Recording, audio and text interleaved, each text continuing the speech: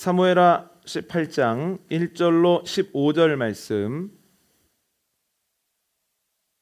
한 절씩 교독하고 마지막 절은 함께 읽겠습니다. 제가 먼저 읽습니다. 이에 다윗이 그와 함께한 백성을 찾아가서 천부장과 백부장을 그들 위에 세우고 다윗이 그의 백성을 내보낼세 3분의 1은 요압의 휘하에 3분의 1은 스루야의 아들 요압의 동생 아비새의 휘하에 넘기고 3분의 1은 가드 사람 이때의 휘하에 넘기고 왕이 백성에게 이르되 나도 반드시 너희와 함께 나가리라 하니 백성들이 이르되 왕은 나가지 마소서. 우리가 도망갈지라도 그들은 우리에게 마음을 쓰지 아니할 터이요 우리가 절반이나 죽을지라도 우리에게 마음을 쓰지 아니할 터이라. 왕은 우리 10,000명보다 중하시오니 왕은 성읍에 계시다가 우리를 도우심이 좋으니이다 하니라. 왕이 그들에게 이르되 너희가 좋게 여기는 대로 내가 행하리라 하고 문 곁에 왕이 섬에 모든 백성이 100명씩 1000명씩 대를 지어 나가는지라. 왕이 요압과 아비새와 이때에게 명령하여 이르되 나를 위하여 젊은 압살롬을 너그러이 대우하라 하니 왕이 압살롬을 위하여 모든 군 지휘관에게 명령할 때에 백성들이 다 들으니라. 이에 백성이 이스라엘을 치러 들로 나가서 에브라임 수풀에서 싸우더니 거기서 이스라엘 백성이 다윗의 부하들에게 패하매 그날 그곳에서 전사자가 많아 20,000명에 이르렀고 그 땅에서 사면으로 퍼져 싸웠으므로 그날의 수풀에서 죽은 자가 칼에 죽은 자보다 많았더라. 압살롬이 다윗의 부하들과 마주치니라. 압살롬이 노새를 탔는데 그 노새가 큰 상수리 나무 번성한 가지 아래로 지날 때에 압살롬의 머리가 그 상수리 나무에 걸림에 그가 공중과 그 땅 사이에 달리고 그가 탔던 노새는 그 아래로 빠져나간지라. 한 사람이 보고 요압에게 알려 이르되 내가 보니 압살롬이 상수리 나무에 달렸더이다 하니 요압이 그 알린 사람에게 이르되 내가 보고 어찌하여 당장에 쳐서 땅에 떨어뜨리지 아니하였느냐. 내가 내게 은 10개와 띠 하나를 주었으리라 하는지라. 그 사람이 요압에게 대답하되 내가 내 손에 은 1,000개를 받는다 할지라도 나는 왕의 아들에게 손을 대지 아니하겠나이다. 우리가 들었거니와 왕이 당신과 아비새와 이때에게 명령하여 이르기를 삼가 누구든지 젊은 압살롬을 해하지 말라 하셨나이다.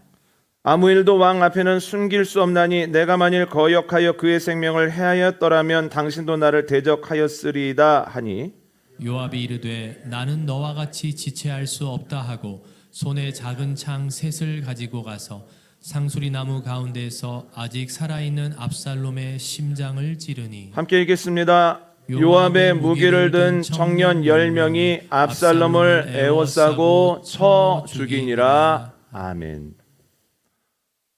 오늘 본문에는 이스라엘 역사상 가장 입체적이고 논쟁적인 인물 요압 장군이 등장합니다. 요압은 다윗의 조카이자 다윗과 꽤 오랫동안 함께하는 가운데 전쟁을 누렸던 유능한 장수였습니다. 그에게는 실력이 있었습니다. 요압은 다윗이 왕위에 오르기 전 다윗을 지키는 가장 강력한 방패였습니다. 그리고 다윗이 왕위에 오른 후에 그는 전쟁터를 누비면서 혁혁한 공을 세웠습니다. 또한 요압에게는 열심이 있었습니다. 그래서 다윗이 영적으로 나태해졌을 때에도 요압은 암몬에 가서 열심히 그 성들을 점령해 갔습니다. 또한 요압에게는 다윗을 위하는 마음이 있었습니다.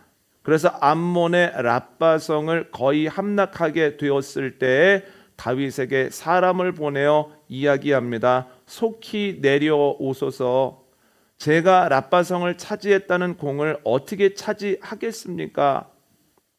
또한 다윗의 마음이 압살롬에게 있는 것을 알고 한 여인을 통해서 압살롬이 돌아올 수 있도록 그 과정 속에서 다윗이 무안하지 않도록 했다라고 하는 거예요. 즉 요압은 다윗의 측근으로서 실력이 있었고 열심히 했고 또한 다윗을 사랑했다라고 하는 거예요. 그럼에도 불구하고 제가 설교를 시작하면서 요압이 매우 입체적이고 논쟁적인 인물이라고 말씀드렸던 이유는 요압의 그 실력과 열심과 다윗을 아낌이 때로 다윗에게 안타까운 것들을 줬기 때문이에요. 요압은 다윗을 위하여서 상대편이었던 아브넬을 내전 중에 죽입니다. 그런데 그때로부터 다윗을 달가워하지 않던 사람들 사이에 소문이 퍼집니다. 다윗이 사울 집안 사람들을 다 죽이고 사울의 왕위를 빼앗았다. 그 중에 하나가 다윗이 도망할 때 돌을 던지면서 저주했던 시므이라는 거예요. 이 오해를 풀어보기 위해서 다윗이 매우 오랫동안 노력하였으나 이 오해가 풀리지 않았다는 거예요. 심지어는 다윗의 사후에도 이렇게 생각하는 북쪽 사람들이 꽤나 많았습니다. 또한 오늘 본문에서 요압은 다윗에게 큰 아픔을 줍니다. 다윗은 하나님께서 바르실레와 그 사람들을 통해서 공급하신 생각도 못했던 침상과 대야와 각종 먹을 것을 통해서 힘을 얻습니다. 오늘 본문을 보면 다윗이 힘을 받아서 이제 군대를 조직하기 시작합니다. 전열을 정비합니다. 천부장도 세우고 백부장도 세웁니다. 그리고 그 부대를 크게 세 개로 나누는데 하나는 요압이, 하나는 아비새가, 그리고 다른 하나는 이때가 지휘하도록 합니다. 이제 전쟁에 나가려고 하는데 사람들이 다윗에게 이야기를 합니다. 왕은 성읍에 머무소서. 왕의 목숨은 우리 10,000명보다 중요합니다. 그리고 전쟁에 나가면 적군은 왕을 목표로 해서 몰려들게 될 텐데 위험할 겁니다. 저희를 봐서라도 좀 이번에는 성읍에 머물러 주소서. 너무 간곡하여서 다윗은 그렇게 하기로 합니다. 이제 다윗이 세 부대로 이루어진 군사들을 보내면서 이렇게 이야기를 합니다. 전쟁에 이기게 될 터인데 전쟁에 이기면 젊은 압살롬을 조금 너그럽게 대해달라고. 다윗의 이야기를 통해서 우리가 알 수 있는 것 두 가지입니다. 첫 번째는 다윗에게 신앙인으로서 믿음이 있다라고 하는 거예요. 다윗은 바르실레와 사람들을 통하여 생각지도 못한 것을 공급받는 가운데에서 하나님의 뜻을 알아차립니다. 아, 하나님이 일하고 계시는구나. 하나님이 나의 승리를 계획하고 계시는구나. 그래서 병사들을 내보내면서 이길지 질지 두렵거나 불안한 마음을 갖고 있지 않다는 거예요. 이기는 걸 기정사실화합니다. 그래서 이기거든 하면서 너그럽게 대해달라고 하죠. 신앙인으로서 믿음이 있는 겁니다. 두 번째는 뭐냐면 다윗에게 아버지로서의 사랑이 있다라고 하는 거예요. 여러분, 다윗에게 있어서 압살롬은 단순히 적장이 아닙니다. 제압해야 되는 상대가 아닙니다. 그 이전에 자신의 아들이라는 거예요. 그래서 너그럽게 대해달라고 이야기를 합니다. 전쟁이 시작되었는데 생각보다 압살롬 군대가 쉽게 허물어지기 시작합니다. 여기저기 도망가서 많은 사람들이 수풀의 웅덩이에 빠져서 죽기도 하는데 압살롬은 노새를 타고 도망을 합니다. 그런데 노새가 빠르게 달리는 중에 큰 상수리나무 가지에 압살롬의 머리가 탁 하고 걸립니다. 노새는 그 사실도 모르고 앞으로 계속 나가고 압살롬은 상수리나무 가지에 걸리게 됩니다. 그 모습을 한 병사가 보거든요. 그래서 요압에게 보고를 합니다. 압살롬이 지금 큰 상수리나무에 걸려 있습니다. 그랬더니 요압이 이야기를 합니다. 아니, 죽이고 왔어야지. 걸려 있다고 이야기를 하면 어떻게 하나? 네가 죽이고 왔으면 내가 큰 상을 내렸을 거다. 그랬더니 병사가 이렇게 대답하는 거예요. 우리가 출정할 때 왕께서 뭐라고 하셨습니까? 압살롬을 너그럽게 대해달라고 하시지 않았습니까? 저는 왕의 명을 거역할 수 없습니다. 얼마나 단호한지 요압이 안 되겠다고 생각을 하고 작은 창을 가지고 압살롬에게 갑니다. 그리고 가자마자 그 창을 압살롬의 심장에 박습니다. 그랬더니 옆에 있던 부관 10명이 젊은이들이 압살롬을 쳐서 죽였다라고 하는 거예요. 전쟁에서 승리했죠. 그러나 압살롬의 죽음은 다윗에게 큰 아픔을 주었습니다. 그래서 오늘 본문이 속해 있는 사무엘하 18장 마지막 절을 보면 다윗이 압살롬의 죽음에 대한 이야기를 듣고 이렇게 울부짖습니다. 압살롬아, 압살롬아, 차라리 내가 죽었으면 좋았을 것을. 여러분, 요압은 다윗을 위해서 열심히 살았습니다. 다윗을 위하며 살았습니다.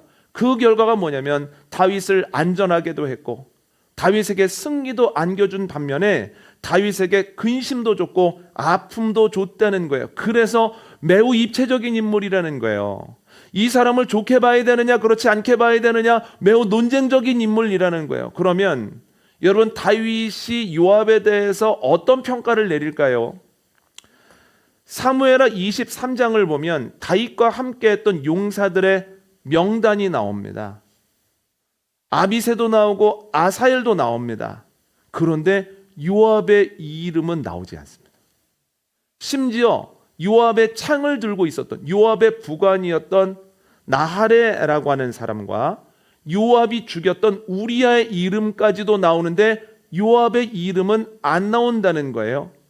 그러면 다윗이 생각하기에 요압은 자신에게 귀인입니까? 귀인 아닙니까? 귀인이 아니라고 판단을 하는 거예요. 그런데 그 뒤에 나오는 말씀을 보면 귀인이 아닌 정도에서 더 나간다는 거예요. 열왕기상 2장 말씀 한번 볼까요?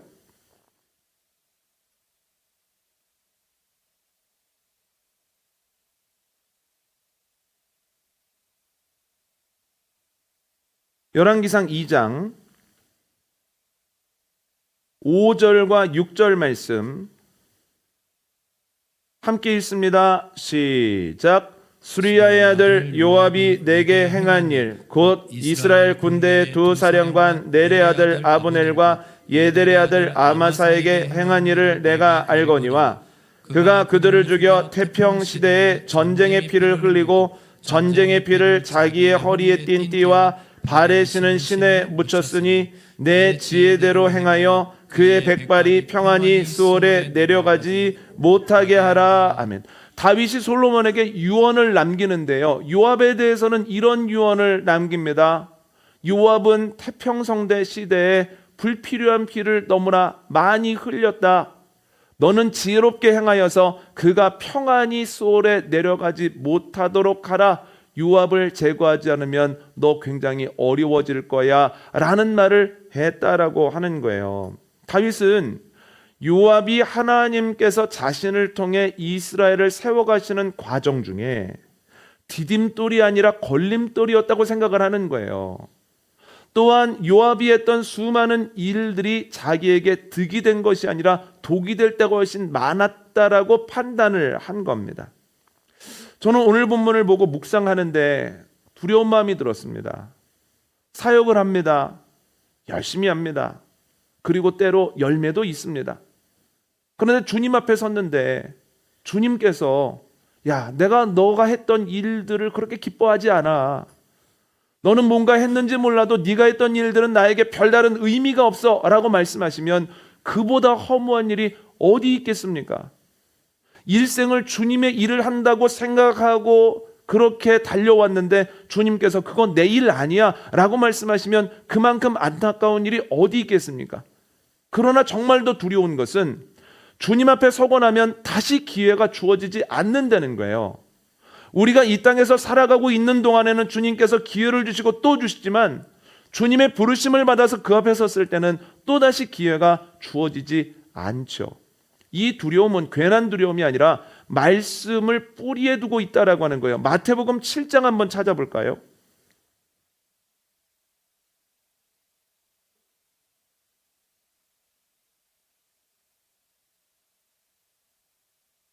마태복음 7장 21절로 23절 말씀 함께 읽겠습니다. 시작. 나더러 주여 주여 하는 자마다 다 천국에 들어갈 것이 아니요 다만 하늘에 계신 내 아버지의 뜻대로 행하는 자라야 들어가리라. 그날에 많은 사람이 나더러 이르되 주여 주여 우리가 주의 이름으로 선지자 노릇하며 주의 이름으로 귀신을 쫓아내며 주의 이름으로 많은 권능을 행하지 아니하였나이까 하리니 그때에 내가 그들에게 밝히 말하되 내가 너희를 도무지 알지 못하니 불법을 행하는 자들아 내게서 떠나가라 하리라. 아멘. 예수님께서 제자들과 무리들과 우리들에게 말씀하시는 거예요. 주여 주여 하는 자마다 다 하나님 나라 들어가는 것 아니라는 거예요. 아버지의 뜻을 알고 행하는 자라야 하나님 나라에 들어간다라고 말씀하시죠. 그런데 이렇게 말씀하십니다. 그런데 주님의 뜻을 알지 못하고 열심을 냈던 이들이 마지막 날에 와서 이렇게 이야기를 할 거라는 거예요. 주여, 우리가 주의 이름으로 선지자 노릇하고 귀신도 많이 쫓아내고 또 많은 권능도 사람들에게 보였습니다. 기쁘지 않으십니까? 그랬더니 주님께서 내가 너희를 도무지 알지 못하겠다. 불법을 행하는 자들아 내게서 떠나가라 밀어내신다는 거예요. 여러분, 얼마나 안타까운 일입니까? 하나님의 뜻을 알지 못하는 실력과 열심은 하나님께 아무런 의미가 없다는 거예요. 여기에서 더 나아가서 하나님께 근심이 된다라고 하는 거예요. 그래서 하나님께서는 끊임없이 열심 이전에 내 마음을 알아달라고 하시거든요. 한번 찾아볼까요? 호세아서 6장입니다.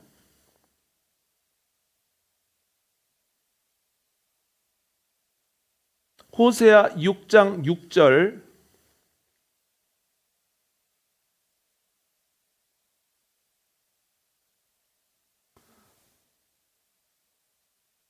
함께 읽도록 하겠습니다. 시작. 나는 인애를 원하고 제사를 원하지 아니하며 번제보다 하나님을 아는 것을 원하노라. 아멘. 동일한 구절을 공동 번역으로 화면을 보고 함께 읽어보도록 하겠습니다. 시작. 내가 반기는 것은 제물이 아니라 사랑이다. 제물을 바치기 전에 이 하나님의 마음을 먼저 알아다오. 아멘. 주님께서 뭐라고 말씀하십니까? 내 마음을 먼저 알아다오. 예배드리는 것 중요하고 찬양 올리는 것도 중요하지만 그러나 그 전에 내 마음을 좀 알아다오라고 말씀하셨다라고 하는 거예요. 여러분, 오늘 본문과 성경의 여러 본문은 우리에게 이야기를 합니다. 아버지의 마음을 알지 못하는, 아버지의 뜻을 알지 못하는 열심은, 열정은, 실력은 주님께 의미가 없을 뿐만 아니라 주님께 근심이 된다라고 하는 거예요. 요압의 실력과 열정과 사랑이 다윗에게 아무런 의미도 주지 못하고 오히려 근심이 되었던 것처럼 말입니다. 이러한 실수를 반복하지 아니하기 위해서 우리가 알아야 되는 것이 두 가지가 있는데, 첫 번째는 이것입니다. 하나님의 목적입니다. 사무엘하 3장 20절로 21절 말씀 함께 찾아보실까요? 사무엘하 3장 20절로 21절입니다.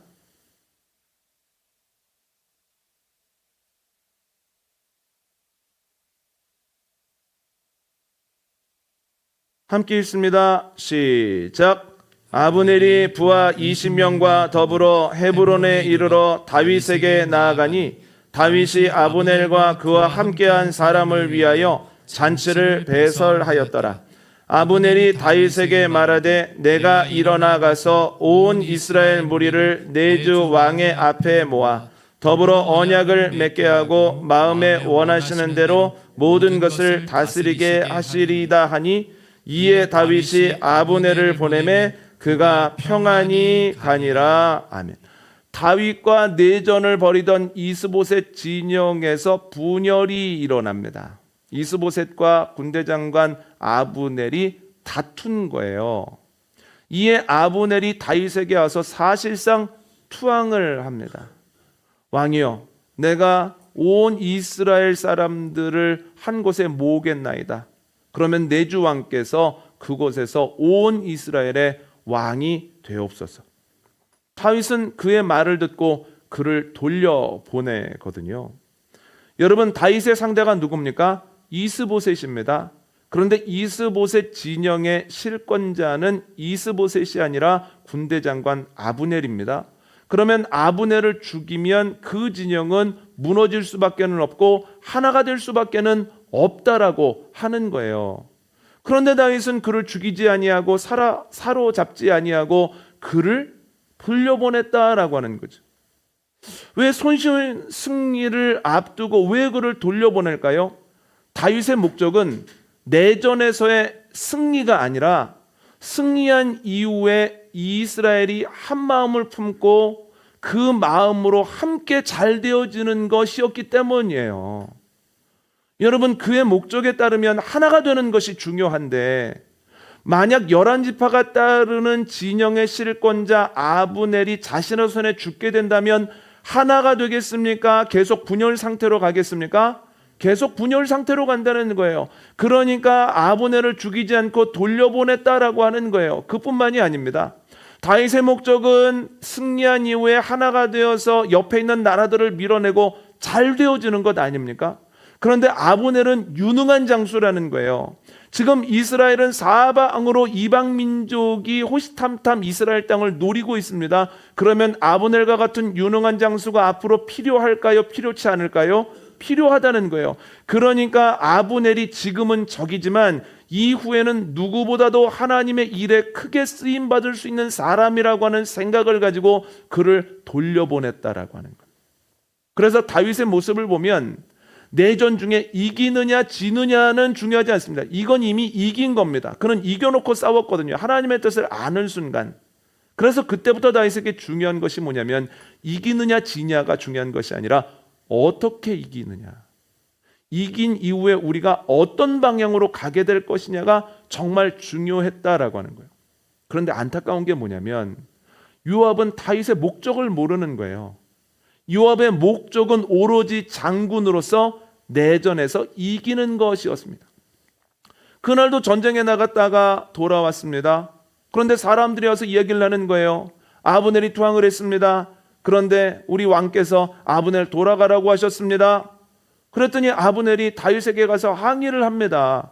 아니, 왜 아브넬을 잡아놓고도 돌려보내셨습니까? 왜 그를 죽이지 않으셨습니까? 그를 죽이셨으면 내전이 바로 끝났을 텐데요. 그쪽 완전히 허물어졌을 텐데요.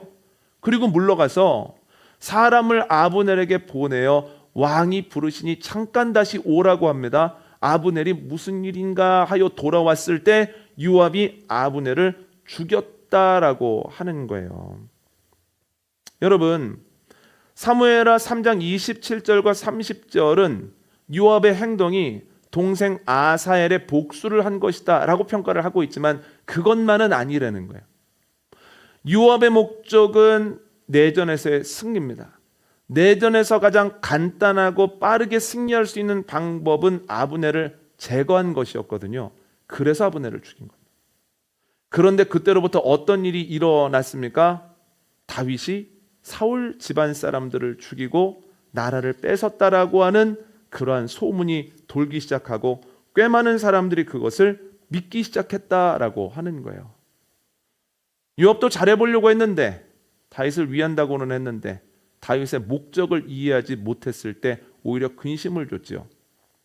아놀드라고 하는 학자는 요압의 행동에 대해서 이렇게 평가를 하고 있습니다. 요압의 치명적인 실수는 왕의 마음, 심장을 이해하지 못한 것이다. 그래서 그는 왕의 손가발이 되었지만 왕의 심장은 되지 못했다. 그러니까 여러분, 마음을 알지 못하는 실력과 열심은 이렇게 위험합니다. 근데 이런 경우가 비일비재하게 일어납니다. 대표적인 경우가 예수님께서 육신으로 이 땅에 오셨을 때 유대인들, 특히 바리새인들이 여기에 해당합니다. 바리새인들은 율법에 대한 실력을 가지고 있었습니다. 그리고 열심히 율법을 지켰습니다. 그런데 아버지 하나님의 뜻을 알지 못했습니다. 그래서 율법이라고 하는 잣대를 가지고 율법의 완성이신 예수님이 오셨을 때 예수님이 하시려는 일을 사사건건 방해하고 미워하다가 결국 십자가에 못 박아 죽였다라고 하는 거죠. 주님의 마음, 주님의 목적, 주님의 심장을 알지 못하는 실력과 열심이 그만큼 위험하다는 거예요. 우리도 이러한 실수를 할 수 있는 가능성이 많다는 거예요. 지난 주간 새벽에도 말씀을 드렸지만 우리나라에 이단들이 꽤 있습니다. 이단에 빠지기 위해서 필요한 건 두 가지입니다. 첫 번째는 열심히 있어야 됩니다. 뭘 알고 싶다. 두 번째는 무지가 있어야 됩니다. 그런데 말씀은 모릅니다. 그래서 말씀을 알고 싶은 열정은 있는데 아무것도 알지 못하니 한번 가서 성경 공부해 볼래? 이게 참 좋은 말씀이야 하면 갔다가 속게 되어진다라고 하는 거예요. 지식이 있어도 이단에 안 빠지고 열정이 없어도 이단에 안 빠집니다. 그러나 무지한 열정이 자기 스스로를 어렵게 만들고 가정까지도 어렵게 만들며 하나님의 나라에도 어려움을 준다라고 하는 거예요. 무지의 뿌리를 둔 열심, 그만큼 위험한 일이다라고 하는 거죠. 교회에서도 마찬가지입니다. 교회에 대해서 일주일에 한 번 가는 것도 버거워. 왜 이렇게 일주일이 자주 돌아와? 그런 분들은 교회에 근심이 되어지지 않습니다. 교회를 사랑하고 교회 열심히 나오려고 하는데 하나님의 마음을 알지 못하거나 또한 우리 교회가 하나님의 은혜 안에서 어떤 길을 걸어왔는지를 이해하지 못한 상태에서 내가 경험해 보니까 내 생각에는 내가 여기기에는 하면서 무엇인가를 얘기할 때 그것이 오히려 근심이 되어지는 경우가 꽤 있다라고 하는 거예요. 하나님 나라에 대해서도 마찬가지죠. 하나님의 마음, 아버지의 심장을 알지 못하고 가지지 못한 상태에서의 열심 그리고 실력은 오히려 하나님의 나라를 확장시키는 것이 아니라 하나님의 나라를 어렵게 만들 수 있다는 거예요. 그래서 우리가 가장 먼저 해야 되는 것이 무엇입니까? 주님의 마음을 아는 겁니다. 주님께서 뭘 중요하게 생각하세요? 주님, 무엇을 목적으로 하고 계십니까? 주님, 어떤 방법으로 하는 것이 주님 마음에 가장 합한 것입니까? 끊임없이 말씀을 통해서 기도를 통해서 찬양하는 가운데에서 주님의 뜻을 물어보고 내 뜻과 주님의 뜻 사이의 차이를 점검할 때 우리의 열심과 실력이 주님께 기쁨이 되어질 수 있다라고 하는 거예요. 아버지의 목적, 아버지의 심장을 아는 은혜가 저와 여러분에게 넘치게 되어지기를 원합니다. 두 번째로 우리가 가져야 하는 것은 아버지의 마음이라는 거예요. 앞에서도 말씀드렸던 것처럼 다윗에게 압살롬은 적이기 전에 아들이었다라고 하는 거예요. 그래서 병사들이 나아갈 때 젊은 압살롬을 너그럽게 대우하라고 신신당부하지요. 그런데 다윗의 이 신신당부를 표준 세번역과 공동번역으로 보면 다윗의 그 말이 더 깊이 와닿는다는 거예요. 먼저 위에 있는 표준 세번역으로 한번 볼까요? 함께 읽습니다. 시작. 그때 왕이 요압과 아비새와 이때에게 부탁하였다. 나를 생각해서라도 저 어린 압살롬을 너그럽게 대하여 주시오. 왕이 압살롬을 너그럽게 대하여 달라고 모든 지휘관에게 부탁하는 말을 온 백성이 다 들었다. 밑에 있는 공동번역으로 한번 읽어볼까요? 시작. 요압과 아비새와 이때에게 압살롬은 아직 철이 없으니 자기를 보았어라도 너무 심하게 다루지는 말라고 당부하였다. 왕이 전 지휘관에게 압살롬을 두고 부탁하는 말을 전군이 들었다. 아멘. 여러분, 표준 세번역이 표현하는 대로 압살롬이 어립니까? 이 구절만 보면 초등학생 정도 나이처럼 여겨질 수 있겠지만 이미 압살롬은 결혼을 해서 자녀를 꽤 낳았다는 거예요. 이미 장성했다는 거예요. 그러면 표준 세번역에 나오는 표현대로 그가 아직 철이 없습니까? 여러분 기억나십니까? 그의 용이 주도한 말입니다. 무엇을 해야 되겠다 계획하면 그것을 철저하게 준비해서 반드시 그것을 이루고야 만다는 거예요. 우리들이 보기에는 압살롬이 어린 것도 아니고 철이 없는 것도 아니라는 거예요. 그런데 다윗이 그렇게 이야기를 한다는 거예요. 이것은 사람들의 마음을 움직이기 위해서 단순히 하는 말이 아니라 아버지 다윗이 압살롬을 볼 때 실제로 그렇게 보인다는 거예요. 여러분 자녀들이 뭔가를 안다고 이야기를 하잖아요. 그럼 부모님의 눈에 어떻게 보입니까? 부모님의 눈에는 여전히 아이처럼 보이는 거예요. 아이가 대학교 들어갔다고 나 어른이라고, 군대 갔다 왔다고 나 할 수 있다고 이렇게 이야기를 하지만 심지어 부모님의 눈에는 그때도 어린 애처럼 보인다는 거예요. 늘 노심초사하게 된다라고 하는 거예요. 심지어는 결혼을 해도 어리게 보이는 경우가 많죠. 이게 부모님의 마음 아니겠습니까? 다윗이 압살롬에게 어리다라고 평가하고 있는 이유는 정말 그렇게 보이는 거예요. 그런데 여러분 어리다는 게 뭡니까? 아직 못 믿어온 부분이 있다는 거거든요. 그렇다면 이건 또 무엇을 의미합니까? 지금은 어리지만 성장하고 성숙할 수 있는 여지가 앞으로 남았다는 거예요. 이게 아버지 마음입니다. 압살롬이 철이 없다고 얘기를 하잖아요. 철이 없다는 뜻이 무엇입니까? 지금은 철이 없지만, 그래서 이러한 일을 일으켰지만 앞으로 철들 여지가 충분히 있다라고 하는 거예요. 그래서 다윗이 병사들에게 뭐라고 얘기를 하는 겁니까? 지금은 잘 몰라서 이러한 일을 행하지만 앞으로 충분히 좋아질 여지가 있으니 그에게 다시 한번 기회를 줘보자고, 줬으면 좋겠다라고 지휘관들과 백성에게 이야기를 했다라고 하는 거예요. 이게 아버지의 마음입니다. 어머니의 마음이죠. 아우, 이제 끝났어. 안 돼. 희망이 없어. 안 될 것 같아. 앞으로도 쭉 그럴 걸. 이라고 모든 사람들이 이야기해도 아버지와 어머니는 작은 희망이라도 찾아내죠. 아니, 아직 안 끝났어. 앞으로 좋아질 여지가 있어. 좋아지고야 말 거야. 이것을 품고 자녀를 계속해서 사랑하고 지원을 한다라고 하는 거예요. 그런데 여러분, 요압은 그 마음을 이해하지 못하는 거예요. 한 번 적군은 끝까지 적군이야. 지금 반드시 제거해야 돼라는 생각을 가지고 다윗의 명을 어겼다라고 하는 거죠.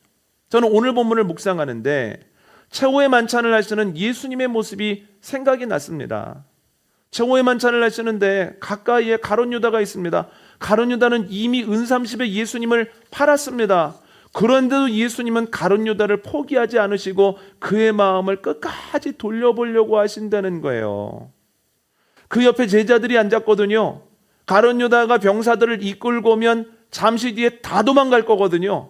베드로는 멀찍이 따르다가 새벽닭이 울 때까지 자신을 3번이나 부인할 거거든요. 그럼에도 불구하고 예수님은 제자들을 끝까지 사랑하셨다는 거예요. 누가복음 말씀을 보면 예수님이 그의 사람들을 사랑하실 때 끝까지 사랑하셨다라고 나오죠. 이게 아버지의 마음이고 어머니의 마음이고 주님의 마음이라는 거예요. 여러분, 우리는 하나님 아버지의 마음을 이해하고 있습니까? 주님의 마음을 이해하는 것은 선택이 아니라 필수라는 거예요. 반드시 해야 됩니다. 왜 그럴까요? 아버지의 그 마음 덕분에 지금 내가 여기 있다라고 하는 거예요. 아버지의 그 마음이 없었다면, 내가 잘못할 때마다 주님께서 벌을 내리셨다면 나는 이 자리에 있을 수 없다는 거예요. 제 죄가를 하나하나 주님께서 물으셨다면 저는 이 자리에 설 수 없다는 거예요. 그러나 주님께서 그 사랑으로, 그 인내로 나를 끊임없이 기다려주시고 나에게 은혜를 내려주심으로 우리 모두 이 자리에 있는 거거든요. 그렇다면 우리도 그 사랑을 받았으면 그 사랑을 품고 우리도 그 사랑을 나누기 위해서 힘써야 된다는 거예요. 아버지의 그 마음과 사랑을 알지 못하는 상태에서 우리가 내는 열심은, 우리가 내는 실력은 누군가에게는 상처고 하나님 아버지께는 아픔이 될 수밖에는 없다라고 하는 거예요. 이스라엘 사람들 보십시오. 주님의 사랑을 받아 그 작고 떤그 말썽 부리는 민족이 그렇게까지 되었는데 그 마음을 이해하지 못하고 우리만 사랑하는 거야. 우리는 사랑받을 자격이 있어서 여기 있는 거야. 이방인들은 다 멸망받아야 되는 거야. 착각을 하는 가운데서 갈등이 일어났다라고 하는 거예요. 여러분, 아버지의 마음, 아버지의 사랑을 알게 되어지고 지금까지 나와 우리 가정과 우리 교회에 부어주셨던 아버지의 사랑과 능력을 기억하고 감사하는 가운데 우리가 행하는 모든 것들이 주님께 기쁨 되어지고 주님께 의미가 있는 복된 인생, 복된 공동체 되어지기를 원합니다. 오늘 말씀 정리합니다. 다윗을 아프게 한 요압이 무엇을 몰랐을까요? 첫 번째는 아버지의 목적을 몰랐다는 거예요. 다윗의 목적을 몰랐을 때, 내전에서의 승리가 가장 중요하다고 생각했을 때 다윗에게 근심을 줬다는 거예요. 두 번째는 아버지의 마음을 몰랐다라고 하는 거예요. 그래서 압살롬을 적으로 여기고 죽였다는 거예요. 여러분, 주님의 목적을 알고 주님의 마음을 알아 우리가 행하는 모든 것들이 주님께 기쁨 되어지는 복된 인생 되어지기를 원합니다.